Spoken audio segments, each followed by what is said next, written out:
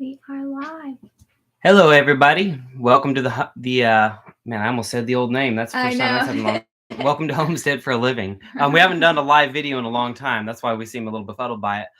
We were doing that, I think, Like around 8 months ago. 8 months ago. We used to do the community hour, and it was a lot of fun. We would just kind of talk at the camera, and everybody would join in and start leaving comments and just get a conversation going. So we're trying a similar thing now, but we were careful not to put the word hour in the name because part of this heat wave is that it's very hot here still. And as we build this house, we are figuring out our AC situation. Right now we have one AC, and it happens to be in this room that we're filming in. And we had to turn loud. It's loud, so we had to turn it off. So there may not be this may be limited by its very nature being in a hot room. We wanted to start the routine again because we missed it and we got so busy with our house build. And and we're going to try to work while we do it. Right now we're going to be processing kale seeds, which we'll talk about more later. So we're going to try, we might be shelling peas or something while we do these live videos, but we're going to try to kill a lot of birds with one stone. Oh, hey, how you doing, Travis? Good seeing you. Man, so excited about the property you've got up there.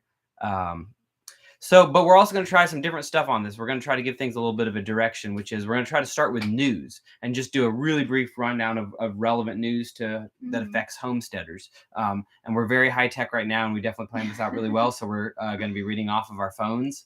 So I'll just pull up. We'll just kind of switch around and an article or a few articles that are related to homesteading right here. Now, the most obvious one is the heat right now. It's very relevant to homesteaders. And if you're in Oregon or something right now, you're probably thinking, what are you talking about? Because some of the country is experiencing abnormally cool conditions right now.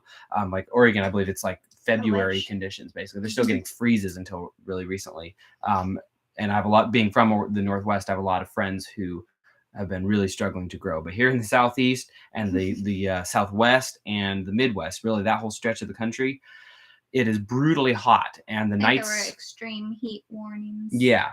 And, 100 day isn't that uncommon. 100 degree day isn't all that uncommon, but it's little details that really matter, like the humidity being sky high, and it's not cooling down at night like it often does. So animals and plants aren't getting that chance to cool down, and it's simply not raining, so a lot of places don't have water. So it's really a struggle right now for a lot of farmers. I know we have been just working around the clock, kind of just keep chickens alive. We're still building out a lot of houses, and we have a lot of different brooder projects happening. We sold, 15 plus 8, 9, 10. We sold 25 chickens today. So we've been having lots of different animals and lots of different cages staged for all this different stuff. Yeah, so that's ice in their water. Yeah, ice in the water. So we actually almost did lose a few. We had them out on the deck. This was my fault. But these are the things you don't really know until you find out the hard way. It was not that hot yet, and I had them in a tote, and it was a shady area, so I was just giving our chicks a little area. I set the tote outside just to run to a few things, give them a little shade while I was changing out their bedding and stuff. Came back a few minutes later, and the sun had shifted, and that shadow had gone away, which I should have known would happen. But it just right away, they started getting too hot and panting really hard and overheating to the point where I had to bring them in rapidly, get some cool water. I think you missed all of this excitement. And I was dipping them in the water and cooling down their body temp. They all made it. They were all fine, but I learned a very valuable lesson that day. But some other people learned hard lessons today. Like some of you may have heard about those cattle that died in Kansas and seen some of the viral stuff on that.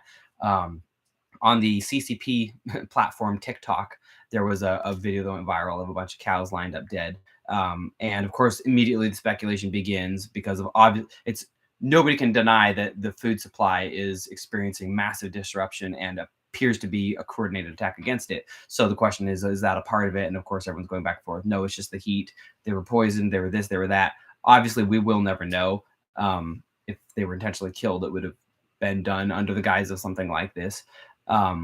But I thought it was kind of telling. It was interesting that they kind of only died in that one spot in Kansas, and that it was concentrated where all of the country is experiencing this heat. So there's certainly a lot of questions about that, but it's not really relevant because we know that we can point to, we don't have to speculate about the food supply being under attack. We can point to specific legislation and regulation and USDA rules that attack small farmers and hurt small farmers and hurt the food supply. We can see what they did under the guise of the faulty PCR tests, where they would basically essentially shut down the processing plants for meat and dairy and other things and create this choke point of laborers where a lot of people left because they started mandating vaccines. They started, I can't say that word in live videos. The truth ministry will drop out and ban our video. But anyway, they caused a choke point, and they caused a labor shortage, and they caused a massive choke point at those meat factories. Same as they're doing, we can look at what they're doing openly with under the guise of the avian influenza, where are forcing or sort of forcing producers to cull millions of flocks. Like, that's clear attacks on the food supply we can point to. We don't really have to speculate about the cattle dying. But it's still interesting in what's happening there in Kansas to see 10,000 dead cattle lined up in a row on a video is pretty disturbing. And maybe it's at least awakening a few people to the fact that maybe you shouldn't take food for granted. The most essential thing, maybe you should be a little bit involved in creating your own food. Awesome folks dropping in here. It's been hot in Ohio too. Huge storm. Oh, you lost your best peach tree mulberry. Sorry to hear that. That's just a part of farming. Like we're learning to live with, is like loss is constant. As it's kind of like we're always gambling. It's like something's gonna make it today, something's gonna die, something's gonna sell, something's gonna not sell. Today we listed we harvested a bunch of things like, well, I got a bucket of them here. We harvested our turnips. Whole bunch of turnips. Because of this hot weather. We just can't keep this cool weather. Yeah, underrated. I love turnips, but apparently nobody else does, because they didn't sell today. So we had that disappointment. But on the other hand, we just had our biggest day ever of sales for chickens. We sold $160 worth of chickens, and 2 loaves of bread. Yep. Of our own herb bread. We make bread Gabby makes bread that has our own organic herbs in it. So we made a lot of sales. We didn't make other sales, and that's kind of always farming. It's just like constant disappointment and constant excitement and success. JT is in here. Good seeing you. From Blue, let's see, Bloomsfield Farm. And by the way, part of what we want to do, if we continue this kind of homestead news format, is have people send us news. So if you have relevant weather things or price things or anything, if you wanted to send us a little intel, then we'll, if it's, and you can say, don't say my name or do say my name or whatever, we can put out whatever we receive. For example, like the price of eggs is going up. Right? Yeah. And so we just saw an article that was like fact checked by USA Today, because I guess something was going around that the USDA predicted that a dozen of eggs would cost $12 by the end of the year. And they're like, no, that's false, because the USDA doesn't predict retail prices. Like, they don't really say whether it's true. I haven't, knowing what fact checks are. So, but it would be nice to know if in other, because I know in our part of the country, eggs are much higher than they used to be. Eggs are now higher in stores than like farm fresh eggs. Yeah, it's crazy. Yeah. So it would be nice to know if that's true in other areas. Well, we'll get a better email set up for this since we've changed the name of things. But for now, I still have the old email, sovereignvillageproject@gmail.com. So if you want to send any news from your end of the country there that you want disseminated, that would be the place. Bloomsfield Farm says, and so many food processing plants having fires, etc. Yeah, at a certain point, like you could also see it as like, oh, they're just hyping it up to scare people about food shortages. But like when Azure Standard burnt down, that's a place that I know. Like I grew up in Oregon. That's a big company in Oregon. We order from Azure. So it's like, this isn't just something happening that I'm reading about or seeing in propaganda. Like this is affecting companies that affect us. Yeah. I know another one was just went down the other day in Wisconsin. It was like they made frozen pizzas and that kind of thing. And that plant was on fire as well. But, again, you don't even need to speculate. You can look at specific legislation that attacks farmers, banning of raw milk, all of the COVID stuff, shutting down legal migrant labor from Mexico that farmers rely on. Those kinds of things you can point to them and say, there's no conspiracy, there's no theory here. It's just a conspiracy. And it's really having a real negative impact. And really all of the collapse and the skyrocketing price, like the hyperinflation, the expensive food now there's no other explanation you need other than we print a ton of money out of thin air, and then we attack the small businesses, we lock them down under threat of violence, and we don't let landlords evict bad tenants. We just interfere with private markets. We shake up that upper middle class and make their employees no longer want to work by giving them massive subsidies. And as hyperinflation starts, why would you want to work? Because everything's so expensive. You might as well just take your stimuluses and live off of the government. And so they've created that environment where businesses can barely get their stuff to market, and hyperinflation is rising the cost of everything. And it's a vicious cycle. You can look at the specific actions of government and see that they are attacking the food supply in many roundabout fashions. So it doesn't really matter what happened to those cattle in Kansas, because we know they're killing off the chickens. We know they're starting to hype up the swine flu narrative. But speaking of hot weather, I did have a couple more articles I wanted to throw in here, just as we think of how much impact weather has on us farmers and us homesteaders. In the United Arab Emirates, this is according to Kali J Times. It's like essentially an Arabic news source, a local Arabic news source. UAE, the United Arab Emirates, to boost rainfall using artificial intelligence and cloud seeding operations. And we'll post all these articles. We'll have a link. Yeah, we'll put them all on the website, and then we'll put a link in case you want to verify any of this stuff. And so essentially, in a lot of jargon on the article, what it boils down to is probably some private company sold a boondoggle project to the UAE to have put a computer in charge of their weather modification.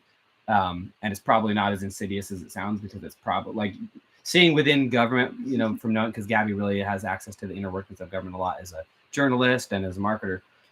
It's probably a boondoggle project that does not do what's promised, but you can no longer say that we're not putting computers in charge of the weather. And then you can see the effect that weather can have on our food supply, and think if there were any ill intentions among our benevolent government, they certainly do have the power and the science to affect weather. And then as I was looking that up, I saw another article from ABC 7 News in Amarillo, Texas, which is that, and the article says, I lost it here, New Mexico approves plans for cloud seeding in the southeast portions of the state. So we're just going to go ahead and mess with weather and just decide that we as humans understand enough, rather than God, understand enough to go ahead and modify weather. And of course, as with anything, this is what we know. This is what's released to the public via the propaganda mainstream news. We will never know what else goes on. I have worked for government. I was in the military. I know that the vast majority of the things that government is doing will never see the light of day, and people will not ever know about them. But okay, we'll get off that topic before this video gets a shadow banned or something like that. We have a ton of cool comments in here, so I'd like to get to them. That's all the news articles I had anyway. I didn't want to do it, bury everyone in news. I mostly just wanted to chat and tell everyone what we've been up to and see what they've been up to. Quick, Mithril says, crazy times, stay strong, everyone. Your channel is great inspiration. Keep doing your thing. I love it. Thank you. Appreciate that. Words of encouragement are always good.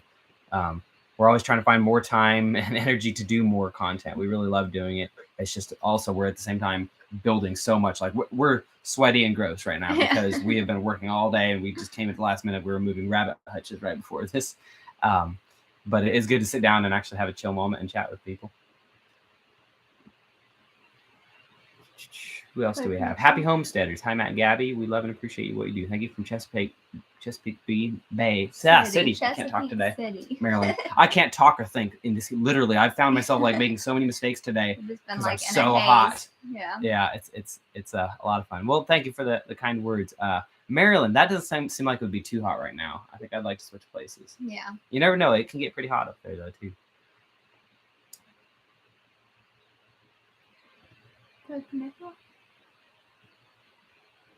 Yeah, Quick Miserable says, growing up, all I heard on TV was save the planet, but nothing ever changed. Yeah. It's kind of like if you look at most of the anthropogenic global warming propaganda ads on Facebook or something like that, you can see who they're sponsored by, and they're sponsored by ExxonMobil. Yeah. Like, that stuff is always like, here's the legitimate fear, but like, look at this sort of fake fear over here so we don't correct anything over here. And that's really the story of our environmental issues, is like, let's pretend carbon is a problem rather than the source of all life. And we'll blame you for it and try to lock down, impose tyrannical control over everybody. But at the same time, we're not going to stop strip mining the topsoil. We're not going to stop the actual destructive environmental practices. We will just kind of virtue signal and use it as an excuse to take more power. Travis says, I had no idea you were in the military, Matt. AEP in this area is turning off power to people that have to maintain the grid. They're saying it's because of the storms. Yeah, I've been noticing a lot of that, and a lot of our local news sources are also telling people to cut back on power. And the tinfoil hat, if I take off the John Deere hat and put on the tinfoil one, on me says that they are putting out the narrative to start the rolling blackouts. From the beginning, we've known what the play would be, because the agenda is stated. If you go onto the United Nations website, Agenda 21 and 2030, you can see their list of bullet points of what they're going to do. They're going to jack up the price of fuel and make fuel inaccessible to the common people. They are going to centralize control over food and healthcare. and they are certainly going to restrict our access to power. The idea is that we're all consuming too much. We're consuming too much. The upper echelons of society are not, those who are above the upper class, they are not going to be making these sacrifices. But yeah, very interesting.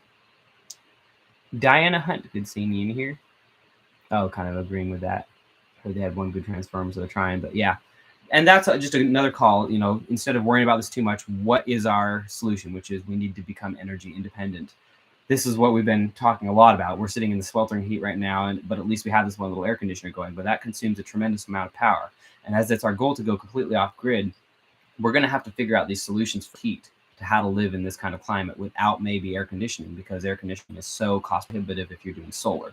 And that's going to mean relying on massive solar banks and batteries, and that's a huge expense, and still reliant on our ability to access that. And so what some of the solutions we've talked about are, we'd like to build an in-ground house, earth sheltered home. And so that keeps a pretty consistent underground temperature year round. You can also kind of mimic that with geothermal or different versions of geothermal. And we've also talked about more outdoor living, an outdoor kitchen, and on the north side of the house, which is the coolest, a screened in porch, and those kind of things, to just create this place where we can have air moving, we can have solar powered fans, which don't take a lot of maintenance, and have an area where we don't even need to be inside, because people have lived for millennia in very hot climates without air conditioning. But their clothing, their lifestyle, their work habits, their schedules were all dictated by the weather. And that's the kind of life we need to be going back to, seasonality and a natural way of living. And so, yeah, I was just about to say, or we can just drink a lot of water. Yeah. Acclimate ourselves. Yeah. Yeah. Do what we can. Yeah, or we can try to acclimate ourselves or build homes for the climate, as you were saying. Yeah, and so that's ideally we'll do kind of a combination of everything. Yeah. Also, we're figuring out our businesses. Today we sold 2 loaves of bread, but we had to fire up the oven in a hot house, and that wasn't good. So what we may do to answer that is make bread more seasonal. If we do a CSA basket, we'll have more vegetables in the summer, and as it gets harder to grow vegetables into the winter, we'll switch to more breads and things like that, and then have that oven running when you actually want to be putting heat out into the house. And that's going back to really the roots of how we've always lived. Grains were never intended to be this massive portion of our diet. What they were is something that's easy to preserve. You could get the wheat down to berries, keep it through the winter, grind it as you needed it, and make that bread when you already have a fire going to keep things warm. And cultures have done that. Even really primitive cultures have done that, but also more advanced agricultural societies. And so really all of those things are what we need to be going back to anyway. If we're going to live in conjunction with nature instead of in opposition to it, we're going to need to live like that. And if we're just going to be able to subsist independently, we're going to need to be able to live like that. Bloomsfield Farm says our houses aren't built with all of that in mind either. Yeah, houses are in the West in general, we just forgot all common sense when it comes to building. And the reason is that things are subsidized and forced. Like this house is forced to be built this way by tyrannical building codes. And that forces a certain kind of building and certain kind of products that don't make sense. The building codes are international. So they took literally international building codes. First of all, why is the United States subscribing to anything international and forcing people at the point of a gun to subscribe to international rules? But also, why are we dictating housing from international level when even within the United States, what makes sense in Arizona makes absolutely no sense in Tennessee or in Alaska? Why should building codes be universal like that? But it's just it's the same as the subsidization and regulation in agriculture. That it takes these monoculture answers to everything and applies them by force. And that's what collapses societies and dries up the cost of everything and crushes the middle class into the peasant class. This is what centralization looks like. We're all living it out. We can see what works and we can see what doesn't work. And most of us are at this junction where we're deciding, do I continue in this direction and into this collapsing industrial system, or do I exit? Diana says building codes for somebody to make more money. Absolutely. Yeah, our building code inspector in this county, in Hickman County, drives a Hummer. A Hummer that they pay for by saying basically, remember how building codes are enforced. If we disobey their codes and we build a house, the implication is that they're going to come arrest you. And if you don't want to go sit in caves, they're going to bring guns and they're going to shoot you. So let's never forget that they're saying I can build on my own land with violence. That's a crime. Literally, it's a crime. Well, some awesome folks in here. We are going to keep this kind of short, like I said, because we are roasting. But let's really quick talk about, we haven't really done much of a full update about what we've been up to. First of all, this live video, I'll try to not show any of the mess, but it's in a finished house, except for the doors. The last time I believe we were sitting on particle board, we didn't have plumbing, and we were living very, very primitively. So this is very exciting for us to be drawing closer to a habitable house. So that's been wonderful. We've been very busy with poultry because the incubator has worked out so well, and we've been selling so many chicks. We've just been stepping that up and building more housing and just getting chickens going as fast as we can. We've been focusing a lot on starting Rainwater Catchment project today. We are paying the price for not having that done, for me not having that done, because we're having to haul a lot of water in buckets, and we've had to dip into hose water, which we hate to use because the water here, the government water, is highly carcinogenic and has chlorine and fluoride and other poisons in it. So some of that we can mitigate. We leave it out in buckets, and the chlorine comes off the top, and we're only using the minimal amount needed. But ideally, we'll have rainwater catchment up soon and not have to ever rely on that again. So that's been keeping us busy. And then we've been harvesting out because this heat wave is killing all our cool weather crops, which is fine. It's time to move into the other crops like tomatoes and cucumbers and squash. So as I showed you before, we did really good with these turnips. Did great growing them, not so great selling them yet. So that's okay. We'll eat them. Yep. And then this one was really exciting. In my bed space, we had some kale bolt and start going to seed. And it was hard because that takes up so much garden space. When something bolts, it gets really high and bushy. And so that's preventing the sunlight from reaching the other stuff you have planted. But with our system of succession planting, we do let it go all the way to where the seeds are harvestable, because we're saving all our own seeds. We're building seed stock that is going to be every year will be better suited for our environment and our growing conditions, and that will just make gardening easier and more productive. And so off of a single kale plant, we got a huge harvest of kale seeds. No, but you could plant out more than our market garden farm with that. And so we're actually going to try selling some of these. And these ones we're going to list on the website. I think Gabby finished that. They are listed on the website. Oh, you did it? All right, you already got it done. Organic kale seeds.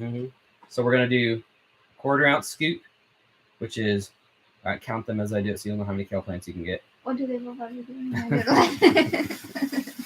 It's that many kales. And what's cool about these kale seeds is these are ones we planted last year before we had anything on the site. I planted, that was one of the first things I planted. And they lasted all through the winter. They got through the winter, yeah. The only thing I did was I put a couple totes over them a couple of times on the coldest parts, and it got down to, 9 degrees? Yeah. So these are essentially perennial kale that will come back. And that's what we're trying to breed here. The specific species is kind of unknown. I think it's blue curled Scotch Bates kale. Yeah. But we're not really, like when it comes to kales and greens, and peas, most of those things, we're just going to save mixtures of the seeds. Because we want that diversity. We're just going to have like the Hollow Top Farm pea mixture, the Hollow Top Farms greens mixture, the Hollow Top Farms kales mixtures.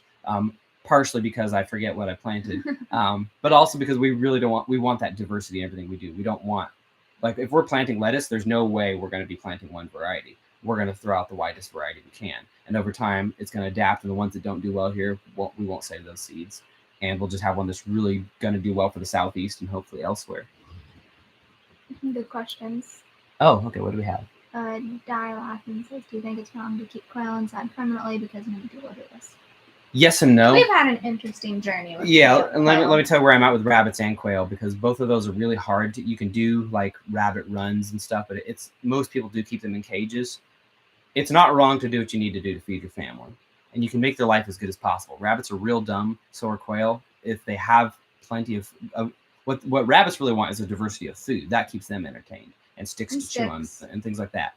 But in the end, I don't like raising animals in cages. I don't like it, and it's not. I don't think it is fair for them. Yeah, if you have to, do it, because it's more important to feed your family. We do have dominion over animals, and you can still do a lot to make their lives pretty happy. But we've actually decided to go ahead and get rid of our quail and rabbits. In fact, the rabbit hutch is in my truck right now. Tomorrow, I'm hauling that over to another farmer, and I'm going to trade him the hutch for a bunch of sheet metal, and I'm going to sell him the rabbits. And we have a few more rabbits we're going to sell. Then we're going to process the quail. We'll eat them. But I don't enjoy raising things in cages, and we're not going to do it anymore. And also, the poultry have become so profitable. The ducks and chickens, we'd rather throw everything into those right now. More fun, and you get to let them. It's free range. They have more personalities. Like I go into the quail, and they just freak out. They want nothing to do with humans. The ducks follow me around demanding food. Like, that's way more fun. Same with rabbits. We were checking genders today on the rabbits. And they're just scratching. Yeah, they're scratching and fighting. No matter how well you handle them, they seem to do that. Because we didn't want to just assume their gender. Yeah. It turns out they're all they selves. They selves, yeah. But yeah, so that's kind of a roundabout answer. But so I don't think it's wrong inherently to keep animals in cages, but I don't like doing it, and I've decided not to do it anymore. What will you use to filter your rainwater? Oh, what a good question. So most of the rainwater we're doing is just for the garden, so we won't be filtering it. Bring on the sediment, bring on the bird poop. That's, we don't need that filtered. And the first project we're doing, which we will do content about every bit of it, that's going to be just for plants, and that'll be up top, so no filtering. What we take off the side of the house here is a different story. We've got really good gutters, really good clean roof, no trees around it, so there's no debris falling on it. So that is going to be our drinking water. And so we'll filter that through our Kangen. We've already done that. Kangen. No, our Kangen. That's not the brand. No. We have Berkey. That Kangen is another brand. Yeah. But we'll put it through our Berkey filter. However, I also definitely really want to do a filter build here really soon for the channel, as soon as I can find an excuse to. It's the idea being where you take gravel, like pea gravel, sand, and charcoal. You put it in some kind of container system and you filter it yourself, and it comes out clean. We're also going to use that to test so we've been testing a product on our website that we're selling now, which is a kit to put a spigot on a barrel. So basically we sell you everything but the barrel is the idea. And so if you get the barrel, then all you need is a and the only tool you need is a drill and a drill bit for it. And so that will also, so the idea is that's for rainwater collection barrels, but you could use that for filters too. If anybody wants one, that is on the Hollow Top Farms website. We'll put that in the description when we're done with the video too.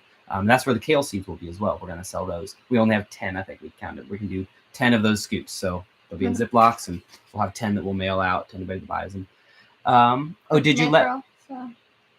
What we just said about the kit, that might be good for you too. Yeah. Since you still need some supplies. Yep. And then he did a lot of research. And I messed up a lot of barrels. I probably spent several $100s messing up barrels to find the right kit. I tried doing a lot of ways. It didn't work well. And the one I have down now is like the spigot that I send out with that is a metal spigot, lead-free metal, food grade, and it's adaptable to a garden hose. Most of the kits I found online were not for garden hoses. They were for other size attachments, which is good, but like most people just want to hook up a soaker hose, run to the garden, and then that's their watering, and all they have to do is turn on a switch. So yeah, I finally assembled the right kit. It also works with those barrels that have only the two little tops, or two little caps at the top, so it's easy. So like, I'm going to do a demonstration video on how. How you can get this. I did a demonstration at the Self-Reliance Festival, and we filmed that, and we're going to add some bits and pieces and edit that video. But we're going to make a tutorial of how to add these spigots to 5-gallon buckets, 5-gallon drums, all that. Very handy to have around, a good prep too. And also, as we're talking about all these things we're selling on the website, we're going to make content about how to do that. So y'all, when you are ready, can start your own farm website or your business websites. Gabby will bring her expertise to the table of how to set up like sales things on websites, because as long as the internet's up, it's a really good opportunity to create solutions to problems and sell them. And just one more way to homestead for a living, because what we're selling, the solutions we're selling on the website, it's all related to homesteading and stuff that we're doing. Valley Echoes has a good question. Did you let the seed pods dry on the plant or cut and dry? I let them dry on the plant. I just figured the plant knows what it's doing better than I, and I figured I probably will get a better germination rate. So yeah, I let it dry, and then I took those big bunches of dried out, had all the heads with the seed pods, and then I just took it right to the 5-gallon bucket, and I shook it off really vigorously inside, and then I kind of crunched it up with my hands. Just got every seed pod I could out. There's still some clinging to it, so I took the parts I want to discard, and actually threw them where I want kale next year in our new market garden site, so nothing went to waste. And the chickens roam through there, so any seeds they got to eat, which will be good for them. And then we just sifted it. So I pulled out all this dried, crumpled seed pods that had fallen in the bucket that I could. And when I started getting to the seeds, we just got a normal strainer from the kitchen, and we strained out the seeds. So that's a good way to process seeds like that. It's simple, fast, and easy. Hopefully that answers that. All right, I think we're through all of these. So I might cut it short. I am sweating really. I'm sweating like a lady of the evening in church right now. And we're hungry and hot and tired, so we might go ahead and just sign off early. That's why we didn't put hour in the name. But it's very good chatting with everybody. And we should plug the festival, because we have the tickets for sale for that now. Yeah. We've been working really hard on making. Let's give it 5 minutes to talk about it. So we got a lot of feedback from last year's festival, and people loved it, but there's a lot. Back to the Land Festival, for anyone who does not know what we're talking about. And so we've had so many cool things we've learned. Like some folks actually moved out to this area because of after the festival, and I was able to meet them and help them look at properties. And other people, somebody told us the other day they learned when they watched Billy from Permapastures do a class on slaughtering hogs. they decided to go ahead and buy hogs and go through the process, and they slaughtered them successfully. And they said that was a really big moment where they went from like kind of just living in the country to actually being homesteaders and doing the things. Yeah. So that was really exciting. So this year, though, we're wanting to really get a little more extreme and start focusing the theme on doing this for a living. So all of our instructors aren't just going to be teaching like how to grow vegetables. It's going to be how to grow vegetables at a market scale, or how to blacksmith as a business, or how to do regenerative grazing at a scale where you're selling things. So even if people don't feel like they're ready, they can start absorbing this and learning like what it takes and seeing how accessible it is. Because a lot of the folks we're going to have speaking will be a lot like us, where 3 years ago they didn't think of themselves as experts in anything. Yeah. And then a few years later, and some of them are just like retirees or people like us younger, they just find they went at it for a few years really hard and they're making a living. And it really shows, I think, to everyone how doable all of this is going to be. And there's going to be a lot of techniques. And so it looks like we're going to be able to break up the festival into 3 sections, which is the first day will be focused on animal systems, regenerative grazing, might be able to get a butchering class in there. We're still figuring that out. The second day will be focused on all the different trades. We'll have Ann of all trades there. Awesome person here on YouTube that blacksmith, beekeeper, sawmill demonstration. Herbal. Someone has running a really great herbal and fermenting business. Yeah, and lots more. And then the third day will be market garden focused. So that'll be our greenhouses and composting. And we have some awesome folks. We have the parents of the folks that started Farmers Friend live here in the county. Mm-hmm.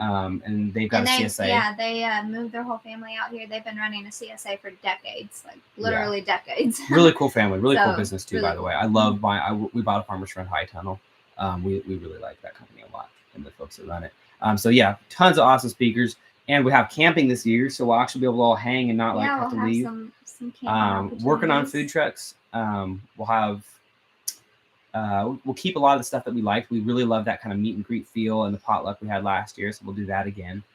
What else is changing? Oh, we'll have it on the site of a regenerative farm. So it's going to be near where the other one was, near us here in the county, but it's at Daniel Amick's farm, who's a local regenerative farmer and a musician. So we have a lot in common.